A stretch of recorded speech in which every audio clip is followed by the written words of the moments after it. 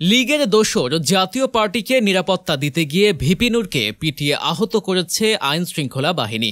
বেধড়ক লাঠি পেটায় গুরুতর আহত হয়ে হাসপাতালে ভর্তি হয়েছেন ভিপি নূর। তার মুখে, জামায় এবং সারা শরীরে রক্তের দাগ, যেন কোনো অপরাধী বা আসামিকে পেটানো হয়েছে।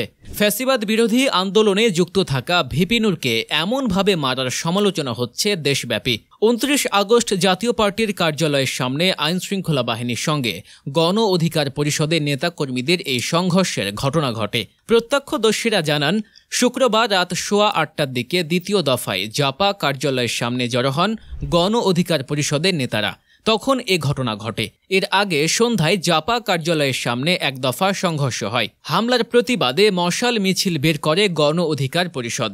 রাত 8টার কিছুক্ষণ পরে এই মিছিল বের করে তারা। মিছিল থেকে বিক্ষোভকারীরা ইট পাটকেল ছুঁড়ে ও পুলিশ ব্যারিকেড ভেঙে জাপা অফিস চত্বরে ঢুকে পড়ে। অপরদিকে জাতীয় পার্টির নেতাকর্মীরা লাঠি সোঁটা নিয়ে ভেতর থেকে প্রতিরোধের চেষ্টা চালায়। পরে সেনাবাহিনী আসলে পরিস্থিতি আরও উত্তপ্ত হয়। আইন শৃঙ্খলা বাহিনীর ধাওয়া খেয়ে গণপরিষদের নেতাকর্মীরা তাদের কার্যালয় আল রাজি কমপ্লেক্সের দিকে চলে যায়। তখনই আইন শৃঙ্খলা বাহিনীর সদস্যরা মিলে সবাইকে বেধড়ক লাঠিচার্জ করেন। তাদের ফাঁকে পড়ে নূর আহত হন। আইন শৃঙ্খলা বাহিনীর লাঠিচার্জেই আহত হন তিনি। পরে রক্তাক্ত অবস্থায় ভিপি নূরকে উদ্ধার করে রাজধানীর কাকরাইল ইসলামী ব্যাংক সেন্ট্রাল হাসপাতালে নিয়ে যান নেতাকর্মীরা। গণ অধিকার পরিষদের কর্মীরা জানান, নূরের মাথা ফেটে গেছে। ঘটনার পর ওই এলাকায় থমথমে পরিস্থিতি বিরাজ করছে। পরিস্থিতি মোকাবিলায় সেনাবাহিনী ও পুলিশ মোতায়েন করা হয়েছে। নূর ছাড়াও গণ অধিকার পরিষদের আহতরা হলেন রাশেদ খান, হাসান তারেক, ফারজানা কিবরিয়া, মইনুল ইসলাম, মেহবুবা ইসলাম, আবু বক্কর, তারেক আজাদ। হাসপাতালে চিকিৎসাধীন গণ অধিকার পরিষদের সাধারণ সম্পাদক রাশেদ খান অভিযোগ করে বলেন, জাতীয় পার্টি ও আওয়ামী লীগের সন্ত্রাসীরা অতর্কিতভাবে আমাদের মিছিলে হামলা চালিয়েছে। গণ অভ্যুত্থানের পর থেকে আওয়ামী লীগ ও জাতীয় পার্টি ইস্যুতে সবচেয়ে কঠোর অবস্থানে যারা আছেন, ভিপি নূর তাদের মধ্যে অন্যতম।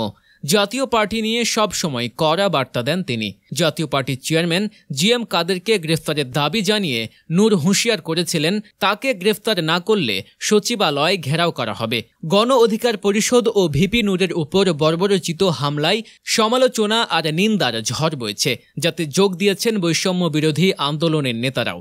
ফ্যাসিস্ট বিরোধী আন্দোলনের অন্যতম সহযোগী আন্দোলনের নেতাদের একজন এবং এনসিপি নেতা সার্জিস আলম নূরের ওপর হামলার ঘটনায় ক্ষোভ প্রকাশ করেছেন। তিনি প্রশ্ন তুলে বলেছেন, কার নির্দেশে নূর ভাইকে রক্তাক্ত করা হলো? 29 আগস্ট রাত 10টার পর সামাজিক যোগাযোগ মাধ্যমে এক পোস্টে তিনি এ ক্ষোভ প্রকাশ করেন। পোস্টে তিনি বলেন, সেনাবাহিনীর মতো একটি শৃঙ্খলাবদ্ধ বাহিনী কোনো নির্দেশ ছাড়া পদক্ষেপ নেয় না। তাই এই হামলার পেছনে কার নির্দেশ ছিল তার জবাব সেনা প্রধানকে দিতে হবে।